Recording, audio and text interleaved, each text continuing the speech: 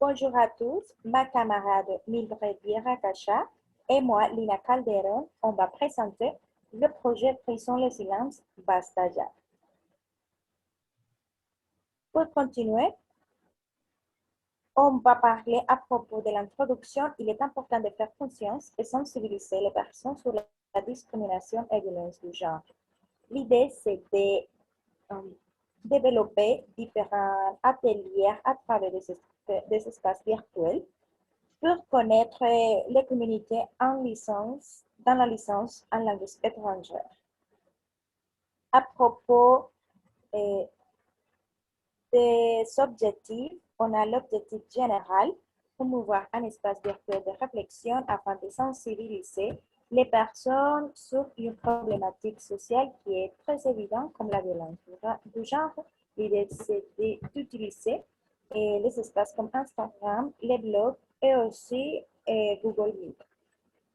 Les objectifs spécifiques sont implémenter la plateforme Wix comme un espace pour partager leurs expériences, opinions et pensées sur la violence du genre et intégrer une communauté virtuelle dans laquelle les personnes peuvent interagir et réfléchir à ces problèmes sociaux. L'idée, c'est d'utiliser un blog pour partager des expériences personnelles et aussi pour partager des opinions à propos d'une thématique.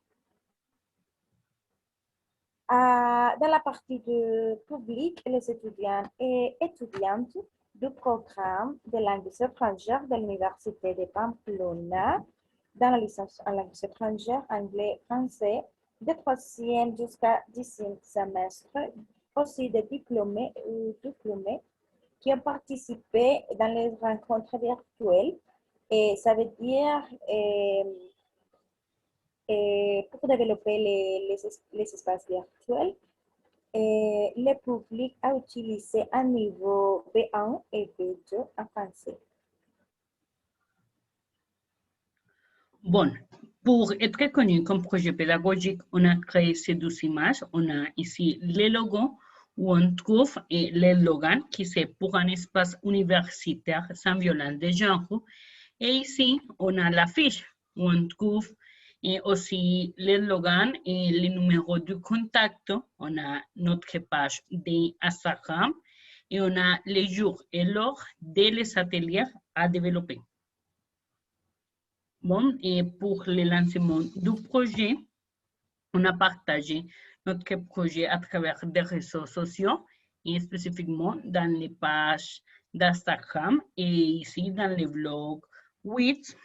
Et on a réalisé des activités de contact très dynamiques pour motiver les personnes à participer dans notre projet.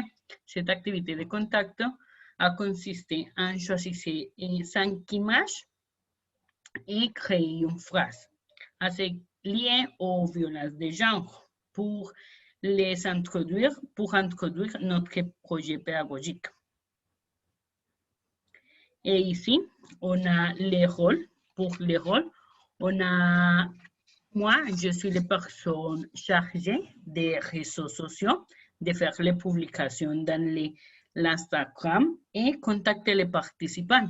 Aussi, je crée quelques fiches pédagogiques en décrivant toutes les activités réalisées et les ressources utilisées. Et finalement, je suis chargée de collecter toutes les évidences des ateliers réalisés, comme les photos, les vidéos et aussi les opinions des personnes. Ok, dans les rôles, je suis la personne responsable de guider les participants et dans les ateliers. Et si on avait des questions ou des doutes dans les rencontres virtuelles, aussi j'avais créé des fiches pédagogiques avec l'accompagnement de ma camarade pour faire la description, les objectifs, l'information et finalement d'organiser du matériel pour faire la publication et mettre en évidence dans les espaces virtuels comme Instagram, blog et aussi autres espaces.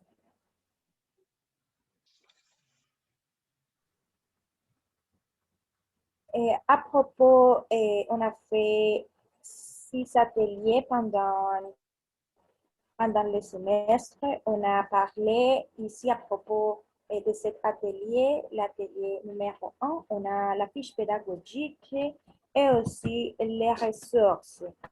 Et les objectifs pour la description de cet atelier, c'est de connaître les participants, pourquoi ils sont intéressés à participer dans ce projet.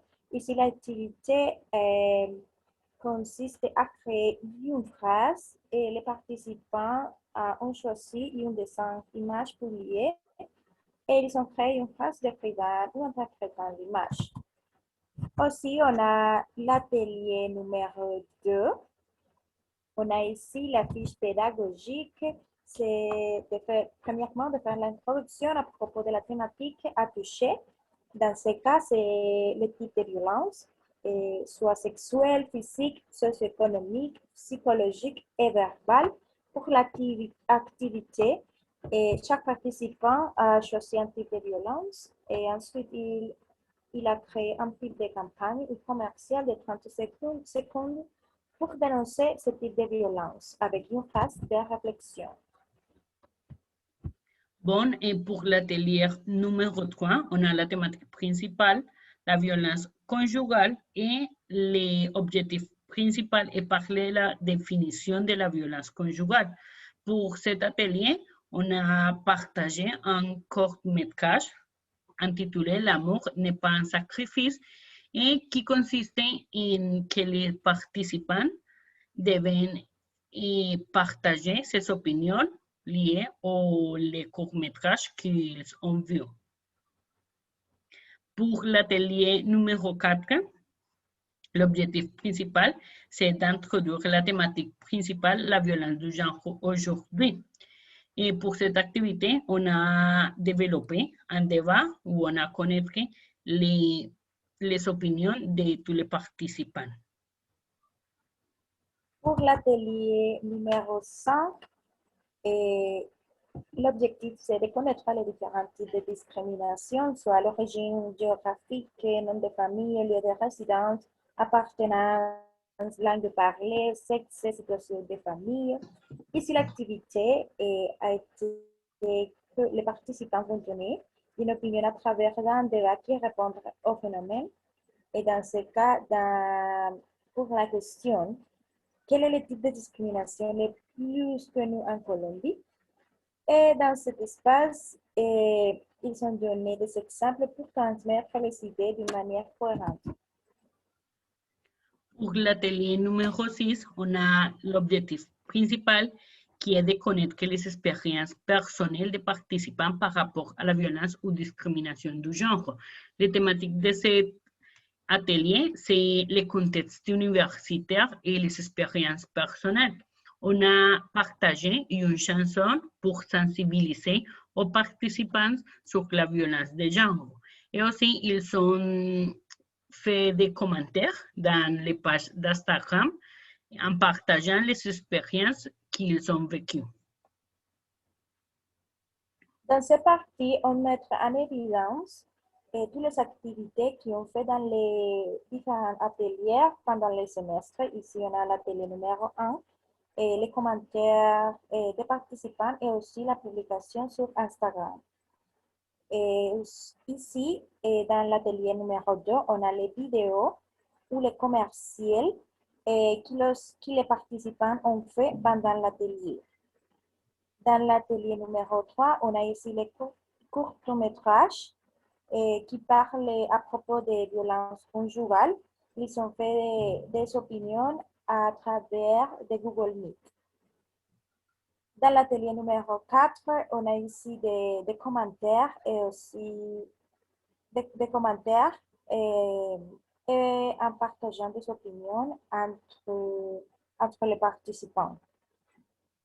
Dans l'atelier numéro 5, on a ici des commentaires à propos d'une question qui s'agit des types de discrimination en Colombie.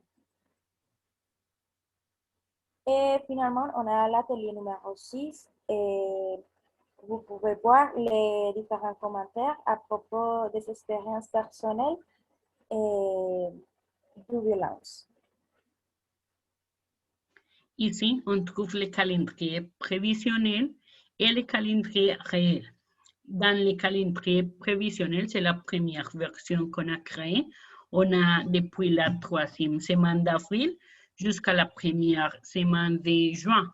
On a depuis les premières activités jusqu'à les 10e activités.